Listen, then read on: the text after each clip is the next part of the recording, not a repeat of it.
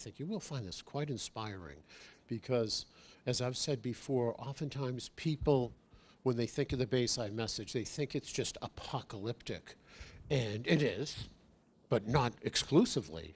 It's a perfect meld between the apocalyptic, but also spiritual nuggets, wisdom, a spiritual counsel. It's amazing. And let's start off. January, and this is primarily based on 1969. So let's start off with January 2nd, 1969. Veronica writes here, every word from heaven is like finding a precious, shining jewel that one can touch, and the very vibrations send off tingles through the whole body. Each message a feast for the soul. The very vibrations of the message send off tingles through the whole body. Interesting. I may have said this to a few people, but I had a personal experience that is on point with this. I was giving a parking attendant right here in Forest Hills the message. In this case, it was cryptic photos. And I was explaining the cryptic photos, a couple of them. I always like the one where the face appears in the Virgin Mary statue, and the person who took it said that that face is her aunt that died in 1957. And the photo was taken, a Polaroid photo. Remember, it develops on the spot, was taken in 1979. But the point is as I'm explaining it to this parking attendant, he said, oh my God, he says, I'm getting chills. It was pretty interesting. He says, I'm getting chills. I said, you want me to get you a sweater or no? And he says, yeah. So for the past 2 years, I've seen him about 4 or 5 times. Each time I give him a Heaven Speaks Today. And he reads it. And the reason why I know is the last time I met him, he said, I said, geez, you've been reading these Heaven Speaks Today? And he says, you won't believe it, he says, but every time I read these messages, I'm usually down in the dumps. It's a blue Monday. I'm kind of depressed. It's a pick-me-upper, he said. It always picks me up. It lifts my spirits. And you can't make this stuff up. I mean, this is a parking attendant. Who would have thought that it would get to this level? And so he was telling me, I said, now, I forget his, was it Jose? I forget his first name now. I said, Jose, are you going to Mass? And he said, no. He says, I work on Saturday and Sunday. I said, well, there's a lot of different Masses you can go to. Anyways, what he's doing right now, he has his brothers, sends him a live streaming Mass. So he's watching that now while he's at work. So in any event, it's quite interesting. Tingles through the whole body. So I thought that was interesting. And you talk about streaming. This is St. Teresa on January 11th, 1969. Life is a stream. The current flows faster and faster while we battle to keep our heads above the angry surfaces. Let us just let our heavenly friends show us how to keep our heads above water in a world of rising tides, to guide our struggling masses to the shore, to find peace in the waiting arms of the Immaculate Mother of Grace. Well, beautiful. Isn't that beautiful? So beautifully said, St. Teresa. As you know, I mean, she's famous for her poem messages, but so beautifully said. And then here's an interesting story, good people. This was regarding President Eisenhower. And there's a lot of lessons and insights with this. And it started in August of 1968 when St. Teresa told Veronica to write to Mamie, his wife, to tell her that he wouldn't die. So this is the former President Eisenhower. If you remember, he served 2 terms, primarily in the 50s. And now it's August 68. He's very sick, even dying. And Mamie, of course, was in distress, if you will. But St. Teresa told Veronica, write her, tell her he wouldn't die. And he didn't. He didn't die at that time. In fact, the newspapers reported a miraculous recovery and so forth. But then in March of 69, Jesus said to Veronica, quote, "If Ike will drink of the waters of Fatima, I will save him. If Ike will drink of the waters of Fatima, I will save him," end of quote. So Veronica immediately went to work. Of course, she went to her parish priest to give them the message. You can imagine what they oh boy, here comes that crazy lady, you know. And that's why St. Teresa, and just as an aside, Veronica explained that I only do, what I always strive to do is what Jesus, Mary, and St. Teresa tell me to do. And so what happens, I do it, and I always get hit back. I go, I get hit back, and so forth. So St. Teresa jokingly referred to her as a little ball, because she'd go forward and she'd get hit back all the time, you know? But that's just an aside. But she told the priest at St. Robert. Then she wrote to Cardinal Cushing, because she had, remember, if you know the story, remember, that she had a rather a close relationship with the Cardinal of Boston. And he didn't really take it too seriously, so she took matters in her own hands. She called the hospital where Ike was in Washington, D.C. She was on the phone. She was trying to figure everything out. She got a hold of someone on the third floor, yada, yada, yada. She said, in fact, she spent so much time on the phone, they turned her phones off. I guess she didn't pay the bill or something. But anyways, in any event, she finally sent it to the right place. She sent it to Mamie at the hospital, and unfortunately, it arrived by the time Mamie received it. Ike had died. In fact, as a matter of fact, Mamie wrote to Veronica 2 weeks after his death and said, "I'm sorry," because Veronica would have said, "If you have your husband drink this Fatima water, he will be saved." And so she wrote back to Veronica. She said, "I'm sorry, but it arrived after Ike died." But it was interesting. Think about this, good people. And maybe it's already going through your head. A lot of lessons and considerations here. What would interest, as it were, Jesus in heaven to go to that extent to, I know to Ike Eisenhower? Why? It's interesting. Yes, former president. He's not the sitting president. Former president. He wasn't Catholic. His wife wasn't Catholic. He was certainly served his country well, and as the president and as a military. He was a 5-star general, and in fact, he was the first supreme Allied commander. And he led the charge at Normandy. And I think when you look at everything, he had a reputation for being anti-communist, and he was married for 53 years to Mamie. By all accounts, he seemed like a God-fearing, moral man. In fact, he himself said at one point, he said, "I think I'm one of the most religious," he says, "I have no attached religion. But," he says, "I think I'm one of the most religious men around." He said. Eventually, in 1953, he was baptized as a Presbyterian. But prior to that, he was not a part of organized religion. And quite interesting. But you can see that given his history, remember during World War II, you're fighting a totalitarian, evil regime of Nazism. He was very instrumental in leading the charge against that. And again, even afterwards, after World War II, he was known to be anti-communist. And so it's quite interesting that heaven would take that interest in the former president. At that time, he was the former president, and he, as I said, he was not him nor his wife were Catholic. But I think it was an appreciation from heaven too of his good work in upholding Christianity and the democratic ideals against totalitarianism, Nazism, and then eventually communism.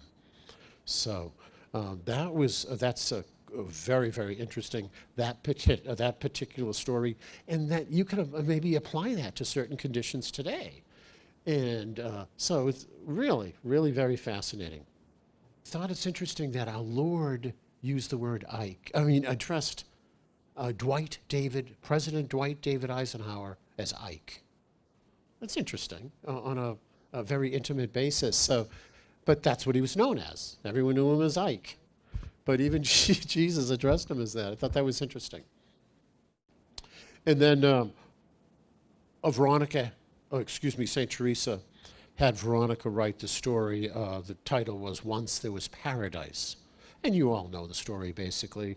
But St. Teresa did direct her to write, and in which the Father, in his pure love, begets the Son and the Holy Spirit. They want to share their love, so now they create the angels. Unfortunately, the angels rebel. They rebel.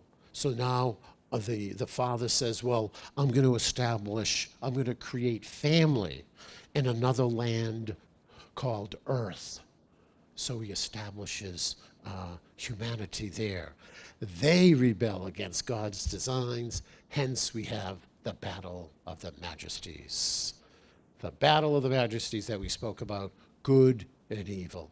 It's gone from heaven, this battle, that St. Michael took care of, now is on earth, and as I said, you all know who's right in the middle of this battle. You got Lucifer, Beelzebub and his cohorts against Our Lady, St. Michael, the angels, and the saints. Who's in the middle of that? We are. They want our soul. Heaven wants our soul, but so does the bad guy, the evil one. So it's raging. It's raging. So St. Teresa says man would have to earn his way back to heaven or join Lucifer in his kingdom.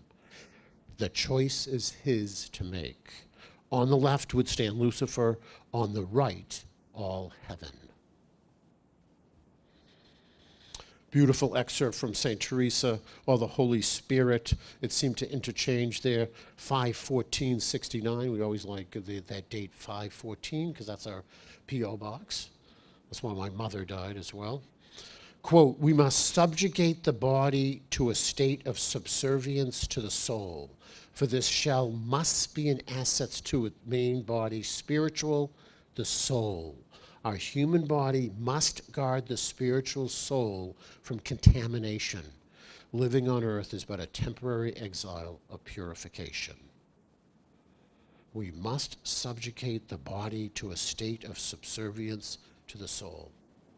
This is Spirituality 101. This is something you'd see in Thomas à Kempis, The Imitation of Christ. But it's powerful, profound, beautiful, and something that we should certainly be practicing. And then in July of 1969, Veronica explains that she would often see crystalline pieces before St. Teresa appeared, or Our Lady or our Lord, cut glass, diamonds. I've seen it a few times myself. Now, I don't see Our Lady, I don't see anything supernatural. Well, if you want to call the doves, remember the doves. I've seen those many times. But what Veronica's explaining is crystalline pieces, cut glass, diamonds. Wow, I mean, that's pretty intense. But anyways, the point being that what Our Lady what Veronica was asking, I don't want to say complaining, but she was expressing her reservations or concern to Teresa, to St. Teresa and Our Lady. She said, you want me to get this message out? How come you're speaking in lines and figures and big words and shapes and colors? Veronica said, how come you just don't do it in straight talk? Just give it to me straight, Veronica said. And St. Teresa explained, she chuckled, she explained, she said, the reason why heaven does that is they want you to work at it. Research, study, pray, go to the dictionary if you have to. What's that expression? Easy come, easy go. But when you have to work at something, and you study, research, and it's going to stick more. It means more. And so St. Teresa calls it activity prayer. That's her terminology, that heaven wants us to engage in activity prayer, whatever that might be, as I just noted. So good. That's a good. That was a good question by Veronica, and of course Saint Teresa with that profound answer. Saint Teresa explained to Veronica that heaven sent me to train you. So for 2 years, 68, 69, and 70, that's what St. Teresa was training her in her doctrine, which is the way of spiritual childhood, the little way. And so St. Teresa would tell Veronica, we all have to be like little children. We have to trust, love, capital L, capital O, capital V, and capital E. Love, love, love God. And so Veronica was immensely thankful to St. Teresa for really molding her and preparing her for Our Lady's first apparition on June 18th, 1970. And then St. Teresa said in August of 69, each soul must try to bring another soul to heaven. Well, you've heard me saying that a million times at the grounds or whenever I speak, and citing Our Lady and our Lord's words, the reward for bringing another soul to heaven. Another rose will be on your crown, another star will be in the crown. I mean, heaven has been so clear. What was the last excerpt, Daryl, that we were saying, that we were using, that heaven said, this is in the public message, that one soul returning to heaven is greater than all the saints ascending to heaven. Wow. Pretty powerful. That's pretty powerful stuff. And then she's writing this letter to Martha. This is September 3rd, 1969. And she, if you remember in 68, August 68, one of her first visions, she saw St. Teresa, the reliquary cross, the chalice, and a terrible monster in the east. This is on August 6th, 1968.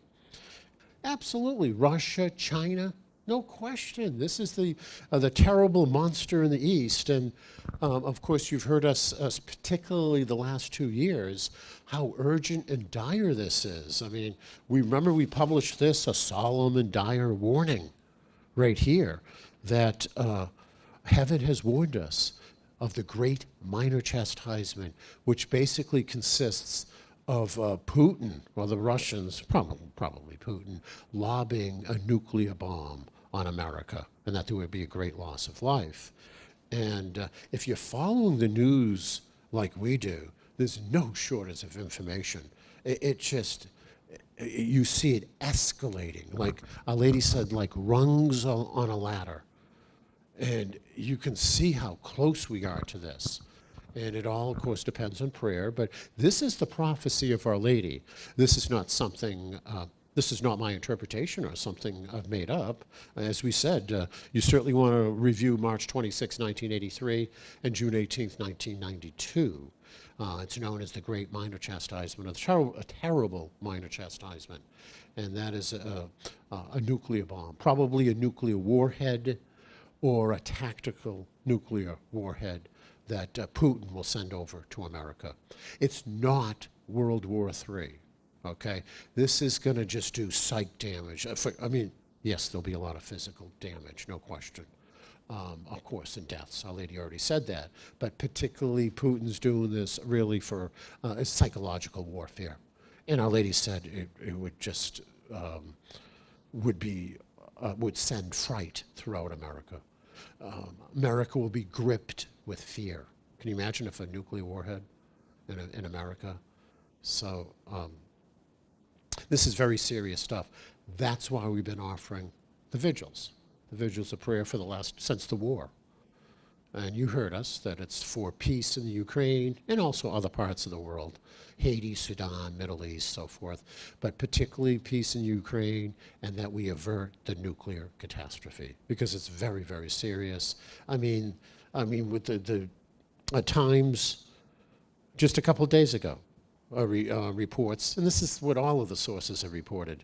President Vladimir Putin of Russia most likely added fuel to such concerns on Wednesday when he said he planned to lower the threshold for his country's use of nuclear weapons. Putin said he would be prepared to use a nuclear weapon in response to an attack carried out with conventional weapons that creates a, quote, a critical threat to our sovereignty. What does that mean? That's subjective. And with an evil man like that, it wouldn't take much. So it's not like he's waiting for us to toss a nuclear bomb. If we do conventional weapons, if NATO or US or something send over conventional weapons, he'll take that as a signal that he could possibly lob over a nuclear bomb or strike us nuclearly. You hear it. I mean, again, if you follow the news, and it can be left, center, or right, it's whatever the source, the nuclear rhetoric is just getting louder and louder. The nuclear saber rattling is getting louder and louder. It's really frightening, and we're in a very vulnerable position right now. For all intents and purposes, there's no president. He's absent. And of course, the vice president campaigning and all that. So is this a time? You wonder. We'll see. But so much of it is dependent on prayer. And we certainly, God knows, we certainly don't want this to happen. Again, that's why we're offering up the vigils. We did the holy hour for a year or so. And now, of course, we've been doing the vigils since the beginning of the Ukraine war. So very, in all of the intelligence, the U.S. intelligence, Britain intelligence have all confirmed this, that Putin has the will and the power to use it. Remember, Russia has the largest nuclear arsenal in the world. And the other thing, the last thing I'll leave with this is, you have to remember too that Fatima and Bayside both singled out Russia as a major source of evil and also of punishment. Russia will be the scourge of mankind. Communism will be the scourge of mankind. And what Our Lady's reminding us, and if you do any research on atheistic communism, is they want to take over the world. He's not looking to take over Ukraine only. That's a little snack. You take over Ukraine, it's Europe, and they're looking for world domination. That's what Our Lady said. Any research, you do any research on communism, that's what it's all about. It's taking over the world. That's what they want to do. That's what they think they're going to do. It's going to ultimately lead to World War III. And no one's going to get it. So, and of course, you do have on the other side, no question, you have the octopus of evil, the Illuminati, the deep state, all of that. That's another element. But as we've said before, who wins? Bullet or dollar? Who's going to win that one? So it's we're almost checkmate.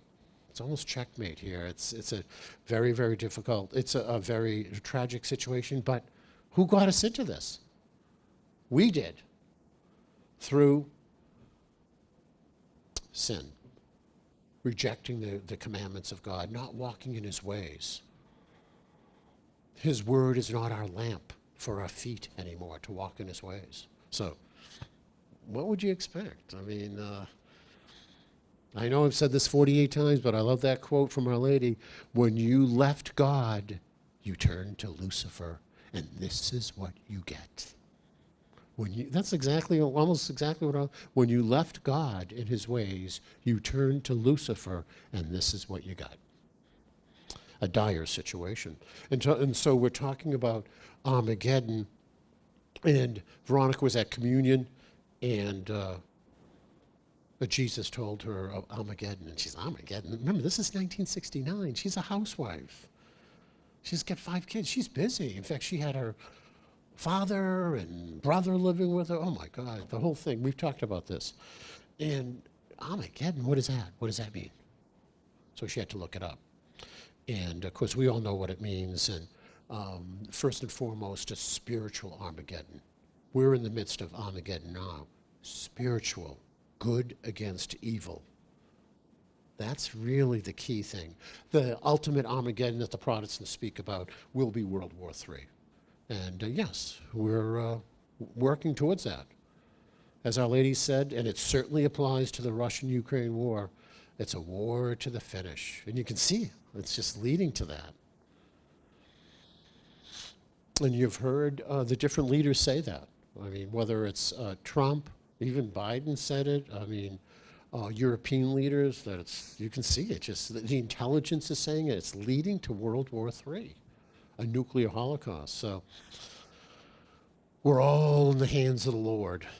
And so shortly afterwards, after Veronica came from confession, she's praying in front of the Blessed Mother, and all of a sudden Our Lady ages 50 years. She sees it right before her, and she sees anguish, sorrow, tears, and even anger, she said. She even saw Our Lady. Well, can you blame Our Lady? No one's listening to her. That's why she's justifiably, or just anger. No one's listening to her. But also sorrow and anguish, because this is what it's leading to, this terrible minor chastisement. World War III, you're talking just terrible, terrible. You're talking, as Our Lady said, with World War III and the Ball of Redemption, you're talking about billions will be lost. So very, very sad situation. Now, as you good people know, Veronica was in constant contact with Cardinal Cushing and the Carmel nuns at Lisieux, France, where Saint Teresa, of course, was in the monastery there for a few years before she passed. And with all of the contact that she had, giving poem messages from Saint Teresa, sending it on to Cardinal Cushing, sending it to the superiors and the nuns at Lisieux, she said, they really didn't believe. They really didn't believe. She often said with Cardinal Cushing that, and he was great. She had a lot of letters and communication with Cardinal Cushing, the Archbishop of Boston. And she said he didn't disbelieve, but he didn't believe. He was betwixt and between. And she says right here to her friend, she says, quote, "Never have I lied or hallucinated. I swear before the Holy Spirit, every word I write or speak is the truth from God. He said that, quote, you have a covenant with the Lord. I have written only what Jesus told me to, and Saint Therese. I never have I lied or hallucinated." And she's writing that in 1969, September 3rd. And this is interesting. Get a load of this. With her close relationship with Cardinal Cushing, she decided that and then when she heard that he was very sick, she decided, I'm going to go visit him. Well, as Providence would have it, he died before she was going to visit him. But before that, she wrote to Cardinal Cushing, and she said, look, she says, if you pass on, she says, I want a sign from you. And she even said, within 2 weeks, maybe 3, but 2 weeks, I want a sign from you that you now believe what I was telling you. And guess what happened? A couple weeks later, Lucy from Boston had found out about the apparitions, and she shows up in St. Robert Bellamine's, and she actually goes to Veronica's home. Remember back then, she would get some visitors, and she knocks on the door, and Lucy says to Veronica, she says, would you get your son here? I have a gift for her. And Veronica's saying, oh, wait a second now.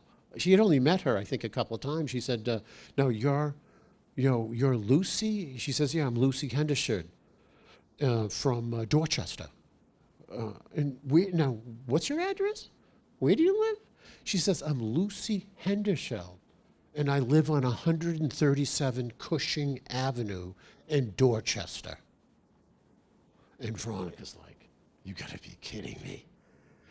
She then opens up the box, shows the beautiful statue of Our Lady of Mount Carmel, and she explains to Veronica, she says, that statue was given to me by Father Cushing. Not Cardinal Cushing, when he was a priest, Father Cushing. So Veronica got her sign. Is that a sign? That's an exclamation point. And that's an exclamation point. So that's interesting. Yeah, 137 Cushing Ave, and she said that gift was given to her by Father Cushing. She says, I'm giving it to you. She asked Cardinal Cushing for a sign. Cardinal Cushing said, here it is. What more can you give? Here's interesting. Everyone, we all have chores or things that we have to do. It could be anything. It could be public speaking that you're not comfortable with or whatever it is. But you got to do it. Well, St. Teresa told Veronica that her chore at the monastery was to clean the outhouse. And I thought it was interesting because, and I bring this up, I know it's not particularly maybe dignified, but the point being is the message here, and St. Teresa said, it didn't bother me because that's her little way. You do things that you don't like doing, and you do it with a smile on your face. And that was her message. And so that was her job, and, you know, I don't think we need to get too much into it, but consider this is what, the late 1800s? That's not like cleaning these porta potties that we have now. That would be pretty brutal, wouldn't it? In the late 1800s? That would be pretty brutal. And she embraced it. And that's St. Teresa. That's her little way. Whether it's that, or remember the nun behind her who was banging the rosary beads during their rosaries, and that can be annoying. And she turned it into a choir. She said, I'm not going to get upset. I'm going to turn that into a choir when the nun behind her was banging those rosary beads. So these are the type of things that she would do. And that's what she was telling Veronica. And this is another interesting concept, or message, excuse me.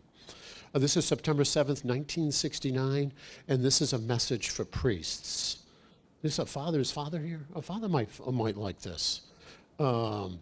Quote, each priest must follow and endeavor to be a figure of Christ on earth. This is St. Teresa, Father. Each priest must follow and endeavor to be a figure of Christ on earth. How can one sincerely teach a doctrine unless willing to be as near as possible a copy of the leader, the source of the doctrine?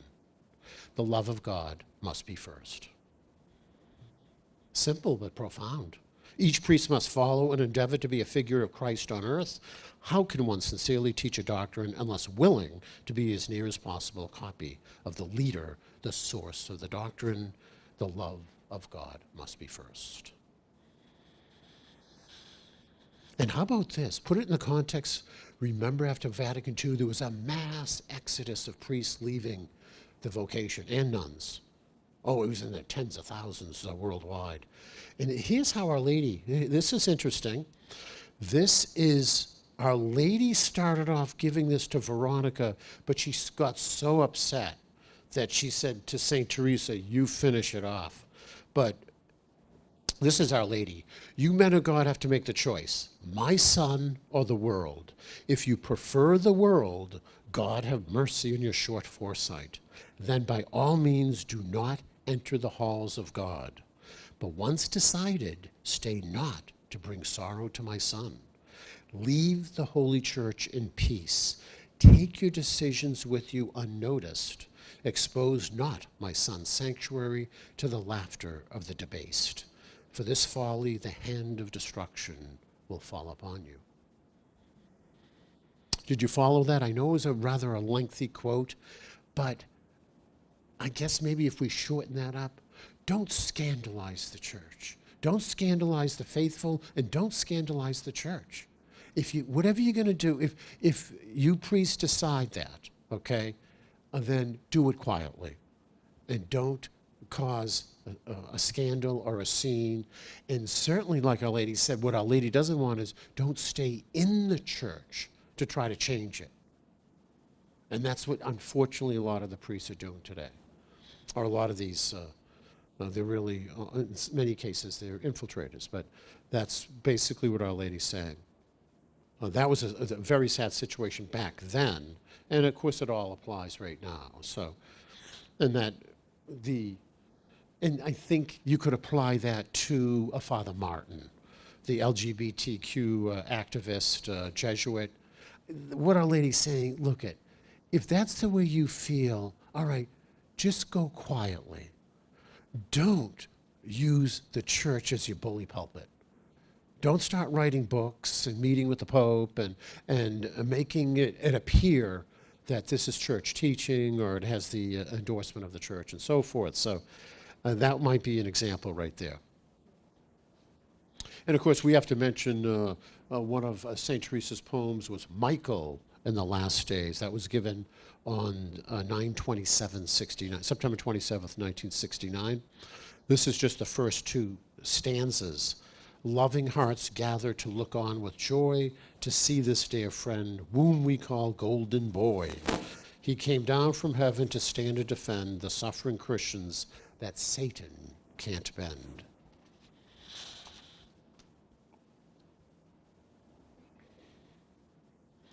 And then on October 15, 1969, St. Teresa says, take up the banner of Christ. If each Christian would bring another soul to the church and ultimately to heaven, it would be magnificent and voluminous. And that's what we've been saying along. We're all disciples. We're all called to spread the gospel, especially with our example, and especially with Our Lady's message. It's powerful. We've experienced the power and grace of Our Lady's message. It tingles. The words of Our Lady and the Lord tingles. But what do we have? 1.5 billion Catholics right now? No. If each one did it, 3 billion. See what heaven's saying? Magnificent, voluminous. And then Jesus says to his children of earth through his Blessed Mother, quote, love me. Just love me a little and I'll save you. Please don't be lost forever to me. Look at me. I love you. Without me, you cannot make it. The forces are against you. Without me, you are lost. Love me. Just love me a little and I'll save you. That's Jesus. That's the message of St. Teresa, right? The little way, just love. The spiritual works of mercy are great examples of that love. Love of God first, of course, but also love of neighbor. But love, and boy, do we need that, huh, today? With all of this anger and strife and rage. A lot of rage and anger out there. Evil. Wow. You can feel it. You can cut it with a knife. So we need to send a little love, a smile, open up the door, whatever, act of charity. It goes a long, long way. And lastly, this is December 30th, 1969. St. Teresa said, strike death from the dictionary.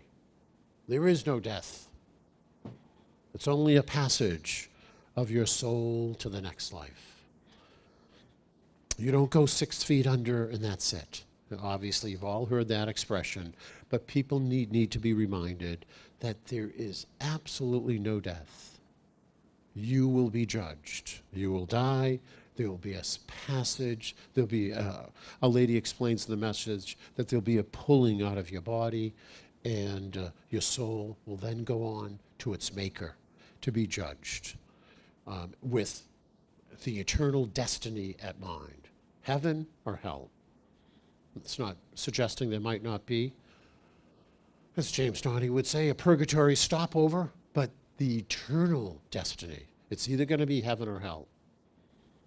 So that's it. That's a good spiritual lesson there, and good people to remind people that. Oh, thank you. To remind people. Yeah, I know people just think that the way they live, it's just going to be right. They're living like they're going to live forever. You see it all the time. It's like if you can somehow get your family or friends, or like, look at Tom, Dick, Harry, Mary, Jane, Sally. Look at, you're going to die someday. Some of you might be dead in 5 years. You might be dead tomorrow morning. How often do we see that? 9/11. Look at the terrible hurricane in Florida. No, they've lost everything, right? A car, house, everything. It's sad. It's tough, but this is part of this, obviously, this cleansing, this punishment, if you will, and hopefully this serves as a wake-up call. But in any event, you know not the day nor the hour. And literally, how many people, they walk out the door and they don't come back at night. You just don't know. So that's why you always have to be prepared. So, okay. All right. So, good people, that... this one last point. I just want to bring this up. I thought this was interesting. This is in regard to that evil monster in the East. Jesus says, June 18th, 1990, quote, "The United States must not give up its forces in Europe or the other nations, for they will be disarmed and we will be attacked." Isn't that interesting how heaven, we, and you see how heaven frames this. This is good against evil, Christianity against atheism, communism. What else is it? Back then, I think it was the Persian missiles that was at issue at that point. And a lot of people, the peace movement, wanted us to remove the missiles from Europe. And Our Lady in the Lord is saying, to quote the immortal Ronald Reagan, what did St. Michael say about Ronald Reagan? Our most illustrious president. Ronald Reagan, our most, peace through strength. Peace through strength. And that's what heaven is saying. By no means does heaven want those fired, if you will. But as you know with the bully, the only thing they understand is strength. And that you're not afraid of them. That's the most important thing. Look them in the eye. And so it's interesting right there. But that's a good example right there, how heaven thinks and how they frame things. And that really basically they would adopt that type of position, peace through strength. And we will be attacked. Did you catch that? Interesting. Do you remember, a lot of you are veterans, do you remember that way back in, didn't that catch your attention back then? June 18th, 1990, and we will be attacked. Heaven. You're talking about heaven. And because you've got good against evil, you get communism. Communism, they want to take over the world. And get rid of all religion. Absolutely. Absolutely. That's for sure. They're atheistic.